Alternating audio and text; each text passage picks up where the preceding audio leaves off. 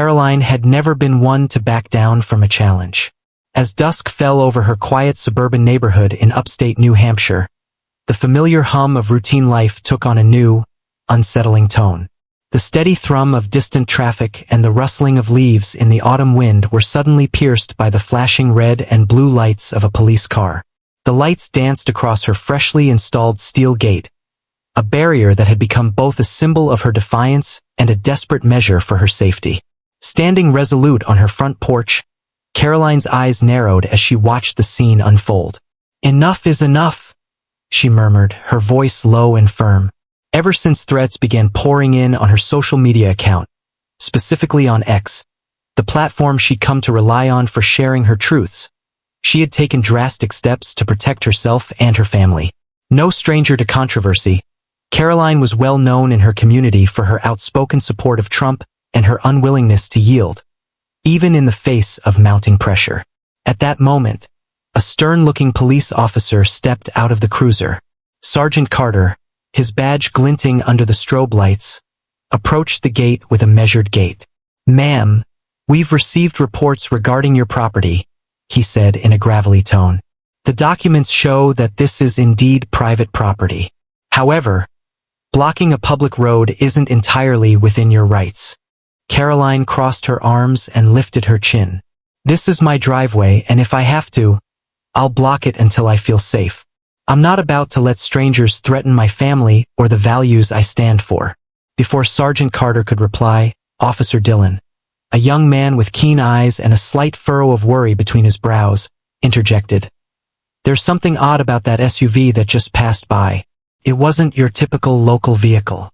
His tone was soft, yet it carried the weight of unspoken concerns. Karoline's pulse quickened. The black SUV had come and gone too many times now. It was always there, lurking at the edge of her vision. Every time, it seemed to bear an air of quiet menace, a silent, mobile sentinel watching her every move. With a shake of her head, Karoline turned away from the commotion outside. "I need to get inside," she said, her voice resolute. "I'll show everyone what's really going on." Inside her modest living room, decorated with patriotic memorabilia and subtle hints of her political convictions, Karoline switched on her phone and began a live stream on X. The camera's red recording light blinked as she faced the screen with fierce determination. "Folks, you're watching live. Something strange just happened outside my house again," she explained.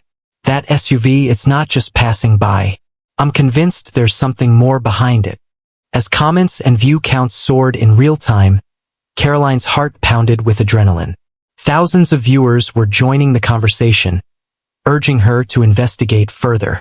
Meanwhile, Officer Dillon, having quickly gathered his tools and flashlight, reappeared on her screen via a split-second video update. "Karoline, I've checked the tire tracks," he said, voice barely above a whisper. "They belong to a heavy vehicle that isn't registered in our local system. We're dealing with something very unusual here." With each passing second, the digital community on X grew more animated. Viewers from across the country, echoing the polarized sentiments of a nation divided, debated the possible conspiracies behind the mysterious vehicle. Was it connected to foreign operatives, a rogue government experiment, or something entirely unforeseen? Karoline's live stream wasn't just a window into her world. It was a rallying cry.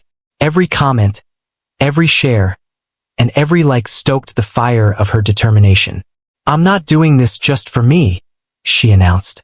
"I'm doing it for every American who's ever felt ignored, threatened, or misunderstood." The adrenaline rush from the online support propelled Karoline to step outside once more. The night was cool, and the only sounds were the distant hum of the city and the soft whisper of wind against her gate. As she walked to the edge of her driveway, something caught her eye, a subtle yet distinct mark on the ground, partially obscured by freshly turned soil. Kneeling down, Karoline brushed away a few stray leaves and dirt, revealing a strange patch of concrete embedded in the earth. The smooth, cold surface bore a distinct, engineered outline, almost like a lid, with sharp, precise edges that hinted at a deliberate design. Her breath hitched. "This isn't natural," she thought aloud, her voice trembling slightly as she recorded the discovery on her phone. Officer Dillon soon joined her outside. With his flashlight cutting through the darkness, he inspected the area carefully. "This looks like someone dug here very recently," he observed. "And the tire marks. They don't belong to any car registered in our area." The conversation flowed quickly, each new detail amplifying the mystery. Karoline's mind raced with possibilities, from clandestine surveillance to remnants of long-forgotten government experiments. But one thing was clear. The plot was deeper than a mere property dispute. "I need to show everyone what's under here," Karoline declared, her voice a blend of fear and excitement. "We're about to uncover something big." Without hesitation, she tapped a button on her security app to share the live footage again. The viewers on X reacted in real time, their comments a mixture of awe and anxious speculation. The hashtag underground truth began trending, as thousands of Americans tuned in, hungry for a revelation. After a tense discussion that seemed to stretch on for an eternity, Karoline, with Dillon by her side, discovered a narrow gap at the edge of the concrete slab. It was almost imperceptible, a slight seam in the earth that suggested the presence of something hidden beneath. Armed with a crowbar from her shed, Karoline pried at the edge, her muscles straining as the metal creaked under pressure. A dull metallic clang reverberated through the night as the lid lifted just enough to reveal a set of rusty, old steps descending into darkness. The sight sent a chill down Karoline's spine. "I've heard rumors about secret listening posts from the Cold War," she said softly, "but I never imagined finding one in my own backyard." Officer Dillon was quick to caution her. "Karoline, we don't know who or what might be down there. This could be dangerous." But Karoline's determination was unyielding. "I have to do this," she replied firmly. "If we don't uncover the truth, who will? The American people deserve to know what's been hidden from them." Without a moment's hesitation, Karoline activated her live stream once again. "Folks, this is it. I'm about to go down into the unknown. Stay with me," she urged, her eyes glistening with a mix of trepidation and resolve. Gripping the cold metal of the ladder, Karoline led the way downwards. The ladder creaked under their combined weight as she descended into the subterranean depths. The air grew colder, and every step seemed to echo through the narrow passageway like the heartbeat of an ancient secret. Officer Dillon stayed close, his hand never straying far from the grip on his flashlight and the small handgun tucked into his jacket.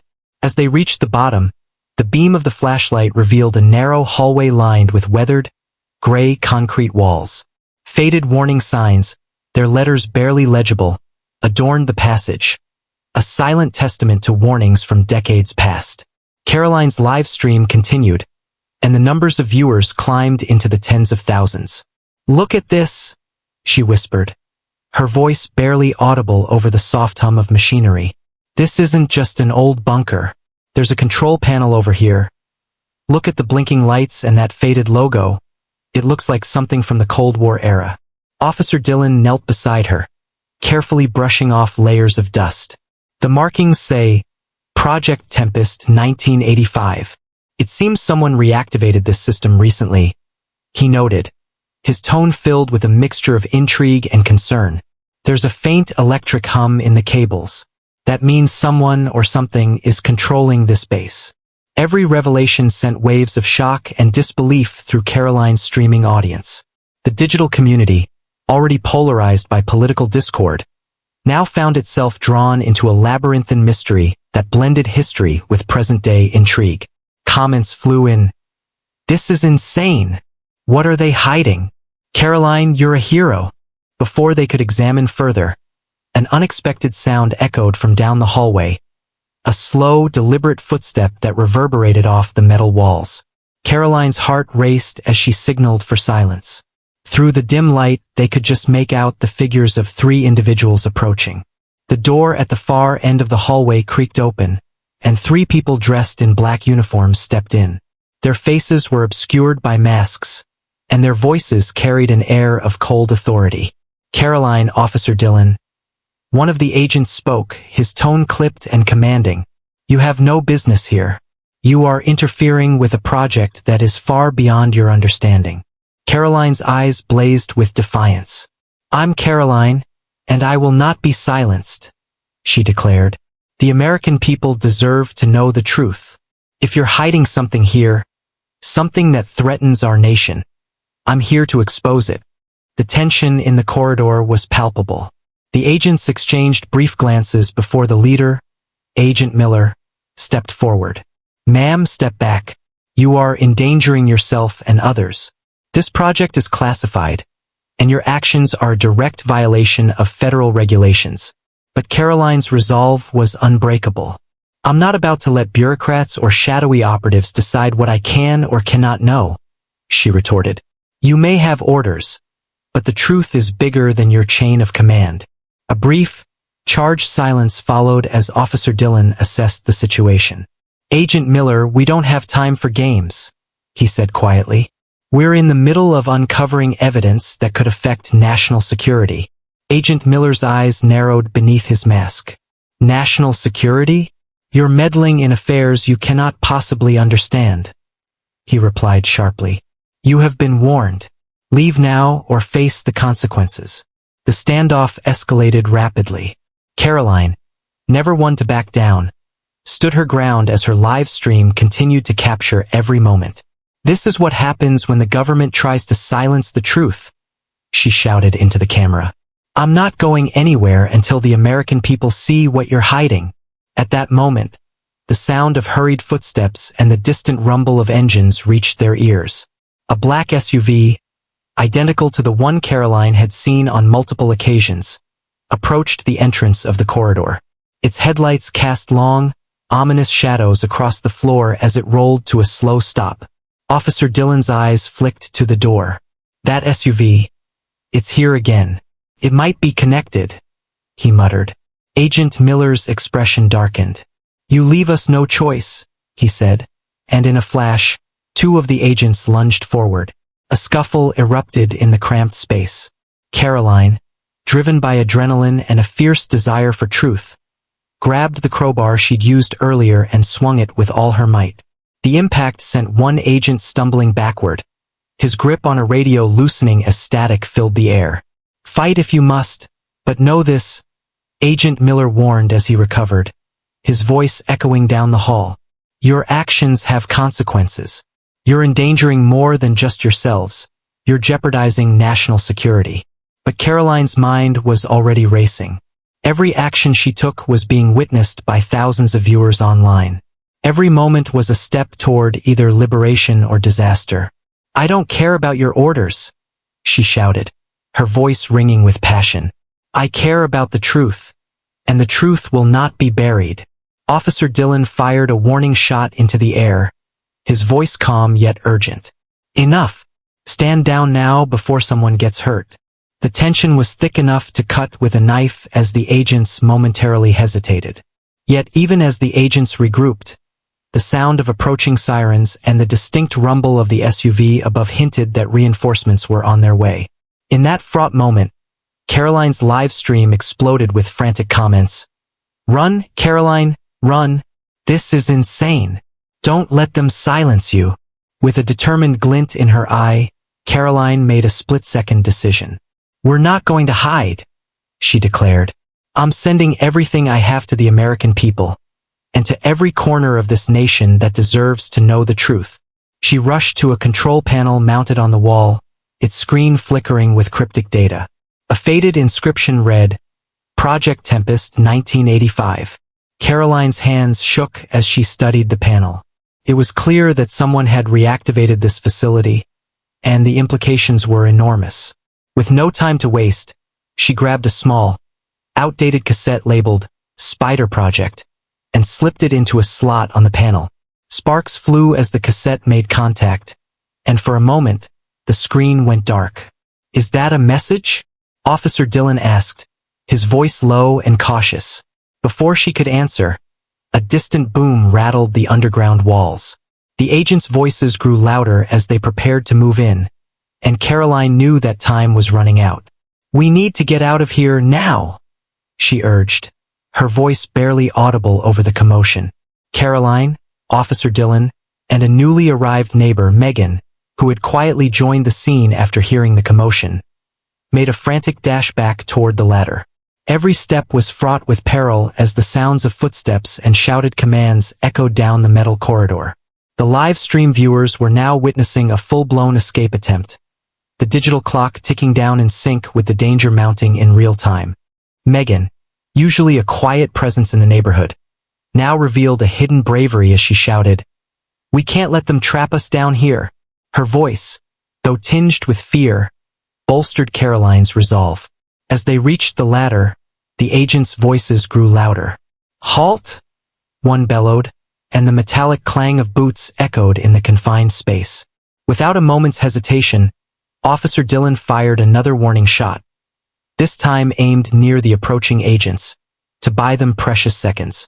Karoline's heart pounded in her ears as she helped Megan and Dillon scramble up the ladder. The flashlight in her hand continued to broadcast every breathless moment to an audience that was now riveted to their screens. "Stay with me, everyone," she called out, her voice cracking with intensity. "We're almost there." Behind them, Agent Miller's voice cut through the chaos. "You think you can outsmart us, Karoline? You're playing with fire, and you'll get burned." But Karoline's determination was unyielding. "No," she retorted. "I'm playing for the truth, and for every American who refuses to be silenced by those in power." The ladder rattled as they climbed, and the sound of the SUV's engine reverberated from above. Every second felt like an eternity, each moment charged with the possibility of capture or worse. Finally, as they emerged into the cool night air, the flashing lights of the SUV and several police vehicles surrounded the building's entrance. Karoline didn't have time to catch her breath. With her phone still streaming live and a steely look on her face, she shouted, "This is only the beginning. I promise you, the truth will come out. No matter what it takes." Her words, broadcast to tens of thousands of viewers across the nation, resonated like a battle cry. The SUV's headlights swept across the scene, and in that moment, Karoline knew that she had ignited something that couldn't be snuffed out by fear or intimidation. In the days that followed, the live stream of Karoline's discovery became a national sensation. Mainstream news outlets, political pundits, and everyday citizens debated the implications of what had been revealed. Was there really an underground facility with ties to Cold War secrets hidden beneath a suburban home? And more disturbingly, who was behind its reactivation, and for what purpose? Karoline's broadcast, with its raw emotion and unfiltered truth, had captured the attention of millions. Social media was abuzz with hashtags like #undergroundtruth and #CarolineSpeaks, as viewers shared her footage and called for answers. For some, her act of defiance was a symbol of standing up against a government that many felt had grown too secretive and unaccountable. For others, it was a dangerous gamble that threatened to expose sensitive national security operations. In town hall meetings and local bars across the country, heated discussions erupted. People debated the balance between individual rights and national security, between transparency and secrecy. In one small diner in rural Iowa, an older gentleman leaned back in his chair and said, "Karoline's not just protecting her driveway, she's protecting our right to know what's going on in our own backyard." Across the country, similar voices echoed the same sentiment. Amid this whirlwind of public opinion, Officer Dillon found himself grappling with conflicting loyalties. As a dedicated public servant, he was duty-bound to follow orders and maintain the secrecy of sensitive operations. Yet the undeniable evidence of something amiss, captured by Karoline's unyielding determination, gnawed at his conscience. Late one evening, as he sat alone in his modest apartment, Dillon replayed the events of that fateful night in his mind. What if the truth really is out there? He wondered quietly. And what if we've been complicit in keeping it hidden? Even Agent Miller, who had delivered stern warnings during their encounter, began to question the rigid chain of command that had ordered the shutdown of the investigation. The fallout from Karoline's actions was reverberating through the ranks of the agency, with whispers of dissent growing louder in hushed conversations among operatives. Though Miller had maintained a steely facade in front of Karoline, a part of him recognized that her actions might have forced the issue of transparency and accountability in an era of deep political division. For Karoline, however, the battle was far from over. With her home, her family, and her principles on the line, she continued to press forward. Every night, she pored over the footage, the cryptic messages on the control panel, and the mysterious cassette labeled Spider Project. In a small corner of her living room, next to a framed Trump poster and a stack of well-worn political magazines, she meticulously pieced together a timeline of events that might explain the reactivation of the underground facility. Her investigation led her to a series of old newspaper clippings and classified documents leaked online by an anonymous source. The documents suggested that during the height of the Cold War, a network of listening posts and covert installations had been established across the nation, remnants of a paranoid era when fear of espionage and subversion ran rampant. While many of these facilities were decommissioned or hidden away, it appeared that at least one had been revived. Its purpose, however, remained shrouded in mystery. One rainy afternoon, as Karoline pored over the documents, her phone buzzed with a new message on X. It was a direct message from an account claiming to have insider information. Karoline, the message read simply, "You're on the right track, but be careful. If you dig any deeper, you might disturb forces beyond your control." The warning only steeled her resolve. "I won't be intimidated," she typed back, her fingers trembling with a mix of fear and determination.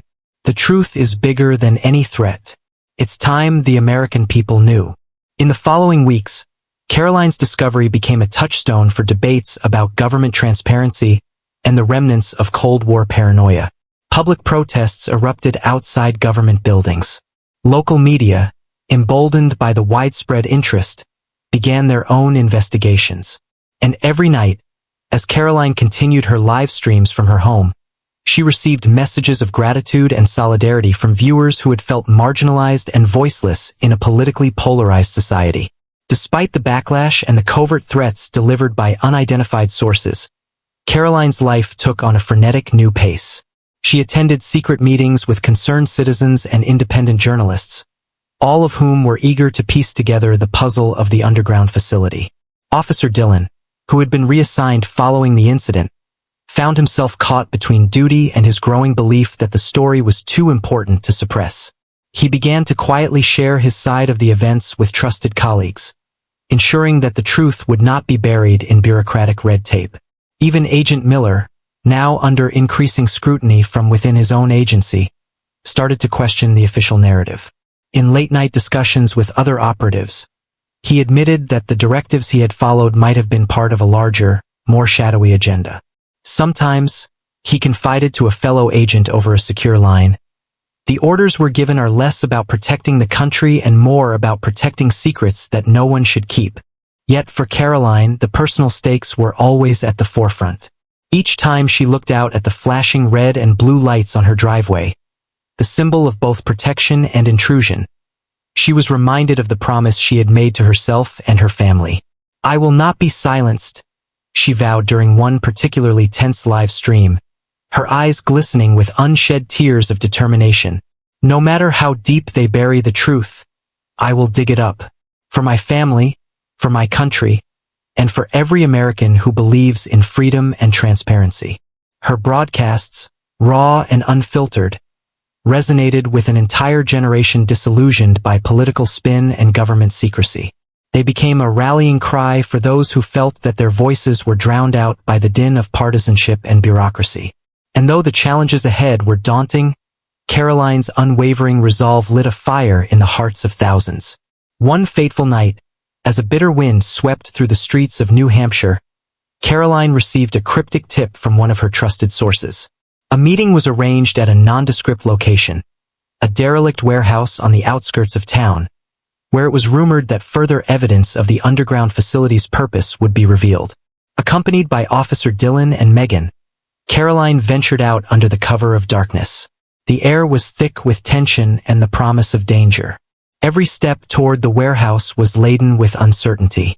The trio arrived at the location, where a small group of like-minded citizens had gathered. Among them were independent journalists, local activists, and even a few former government employees whose faces were etched with the lines of regret and resolve. Inside the warehouse, under flickering fluorescent lights, A makeshift table was set up with stacks of documents, old photographs, and several pieces of electronic equipment. One of the individuals, a soft-spoken man with tired eyes, introduced himself as John, a former technician who had once worked on classified projects during the Cold War. "I never imagined these secrets would resurface," John said, his voice wavering. "But once you uncover the truth, you realize that some doors are meant to remain open." As John explained the origins of Project Tempest 1985 and the reactivation of dormant listening posts, Karoline's mind raced to connect the dots. The project, he revealed, had originally been designed as a network to monitor and intercept communications deemed hostile during the Cold War. It was a safeguard, John explained, but in the wrong hands, it could easily become a tool for surveillance and control. Karoline exchanged a look with Officer Dillon, whose face was set in grim determination. "So you're saying that someone has taken control of this system again?" she asked, her voice hushed. "And if that's true, then our entire democracy is at risk." John nodded solemnly. "I can't say who's behind it, but I do know that there are powerful interests at work. Interests that do not want the American people to know what's truly happening beneath our feet." The discussion was abruptly cut short by the sound of approaching sirens. In a heartbeat, the warehouse erupted into chaos. Shadows moved quickly among the stacks of papers and dusty equipment as unknown operatives, dressed in dark uniforms and armed with advanced technology, burst through the doors. Their arrival was methodical and precise, as if they had rehearsed this moment 1,000 times. Karoline grabbed the evidence and shouted, "Everyone, get out now! We can't let them silence us." In the ensuing scramble, Officer Dillon fired a shot to cover their escape, while Megan helped secure the documents. Karoline's live stream captured every frantic moment as the group fled into the night, leaving behind a scene of disarray and unanswered questions. Back at her home, Karoline's heart pounded as she reviewed the footage, her eyes scanning every detail for clues that could expose the conspiracy. The revelations from the warehouse meeting, combined with the evidence from the underground facility, painted a picture of a government project revived not for national defense, but for control and suppression. And at the center of it all, Karoline's relentless pursuit of truth had become a beacon of resistance. In the weeks that followed, the nation was left reeling from the cascade of revelations. News outlets clashed over the legitimacy of the evidence, while social media platforms buzzed with heated debates. Protesters took to the streets, demanding transparency and accountability from their elected officials. And in living rooms across America, citizens questioned the fine line between national security and personal freedom. Karoline, now an unwilling celebrity in a storm of controversy, continued to document every new development. She appeared on local news shows, participated in televised town halls, and even wrote an op-ed in a major newspaper, always insisting that the truth could not be hidden forever. "We must never allow fear to silence our pursuit of knowledge," she declared in one televised interview. "The truth, no matter how inconvenient, is the bedrock of our freedom." Officer Dillon, whose life had been irrevocably changed by the events, found himself torn between loyalty to the system and his conscience. Late at night, as he sat in his modest apartment with the sound of rain tapping against the window, he wondered if he had become part of a larger, more dangerous game than he ever imagined. "I was just doing my job," he thought. "But what if my job was to cover up the very truths I swore to protect?" Meanwhile, Agent Miller's superiors ordered an internal review of the incident. Rumors swirled within the agency about high-level directives and covert operations that stretched back decades. Though Miller maintained a professional demeanor in public, privately he struggled with the weight of his decisions, and the knowledge that perhaps Karoline's defiance had forced a reckoning that no one could avoid. For Karoline, the journey was far from over.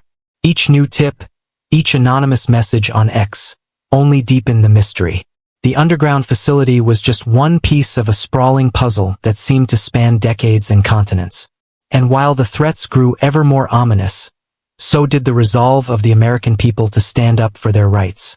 Late one night, as the wind howled outside and the rain battered her windows, Karoline sat at her kitchen table, surrounded by documents and recordings. Her eyes, red from lack of sleep, burned with determination. "They can try to silence us," she whispered to herself. "But every time they push, we push back harder." With that, she began typing a new message on X, a call to arms for anyone brave enough to seek the truth. "This isn't just about one secret base," she wrote. "It's about the very future of our democracy. If you believe in freedom, join me." The message spread like wildfire. Within hours, it had been shared tens of thousands of times. Across the nation, rallies were organized, and protests broke out at government offices.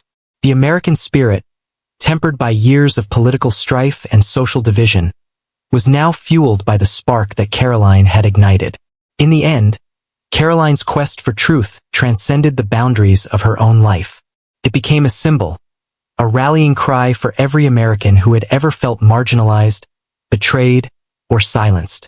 The secret underground facility, with its cryptic messages and Cold War relics, was more than just an anomaly hidden beneath a suburban driveway. It was a reminder that the past and the present are inextricably linked, and that the fight for transparency and accountability is a battle that defines a nation. Karoline's live streams, her interviews, and her unyielding determination to expose what lay hidden beneath the surface sparked conversations in boardrooms, classrooms, and living rooms alike. While some dismissed her as a troublemaker or a conspiracy theorist, many saw her as a courageous defender of truth, a modern-day whistleblower in a time when the lines between patriotism and paranoia had blurred. Officer Dillon, who had once been a dutiful enforcer of the rules, began to see the world in shades of gray. The evidence he had witnessed, the clandestine meetings he had overheard, and the guilt of having been a part of a system that prized secrecy over truth, all of it reshaped his perspective. Late-night phone calls with trusted colleagues revealed a growing consensus that something fundamental had changed in the way America was governed, and that the price of silence was far too high. Agent Miller, whose stern orders had once seemed inflexible and absolute, now found himself questioning the motives of those who had sent him. In quiet moments away from the public eye, he revisited the events of that night, wondering if his actions had been driven by loyalty, or by a desire to protect secrets that had long outlived their purpose. For Karoline, every day was a new battle. A battle fought not with weapons, but with words, footage, and an unshakable belief in the power of truth. She understood that the journey ahead would be perilous. The agents, the SUV, the hidden facility, all were part of a larger, intricate game that threatened to engulf anyone who dared to ask too many questions. Yet, as she looked into the camera during her live streams, her voice never wavered. "We may be up against forces that seek to keep us in the dark," she would say, "but the light of truth will always find a way to shine through." As summer gave way to fall and the first chill of winter crept into the air, Karoline's movement continued to grow. The hashtag Karoline Speaks became a permanent fixture on social media, and her story was shared in news reports, podcasts, and community meetings. Ordinary Americans, once divided by partisan lines, now found common ground in the shared quest for transparency. In a small-town meeting in New Hampshire, a local journalist recounted the events that had rocked their community. "Karoline didn't just expose a secret base," he said, his voice resonant with admiration. "She reminded us that even in the darkest of times, the courage of one person can ignite a flame that burns away the shadows." Officer Dillon, now a reluctant advocate for change, continued to work quietly behind the scenes, providing anonymous tips and sharing evidence that could no longer be ignored. His internal struggles had given way to a newfound purpose: to ensure that the truth, once hidden, would never be forgotten. Agent Miller's fate remained uncertain, but whispers of reform within the agency hinted at a new dawn, one in which accountability and transparency were more than just buzzwords. The incident had left an indelible mark on the organization, forcing high-ranking officials to confront the uncomfortable truth that sometimes the most dangerous threats were not foreign adversaries, but the very institutions meant to protect the nation.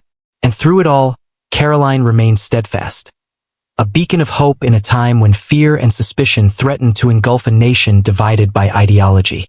Every time she picked up her phone to livestream, every time she shared another piece of evidence with the world, she was reminded of the promise she had made, that no matter the cost, the truth would prevail. As the winter snows melted into the first hints of spring, Karoline looked out at a neighborhood that was still healing from the scars of secrecy and betrayal. The memory of that fateful night, of flashing lights, whispered threats, and the discovery of a hidden facility beneath her home, would forever serve as a reminder that the price of freedom was eternal vigilance.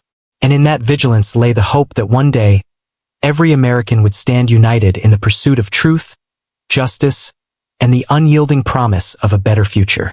In the end, under the flickering lights was not just the story of a single woman's fight against the forces of secrecy.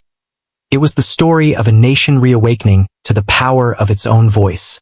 Karoline's journey, marked by moments of peril and profound revelation, was a testament to the enduring spirit of those who refused to be silenced.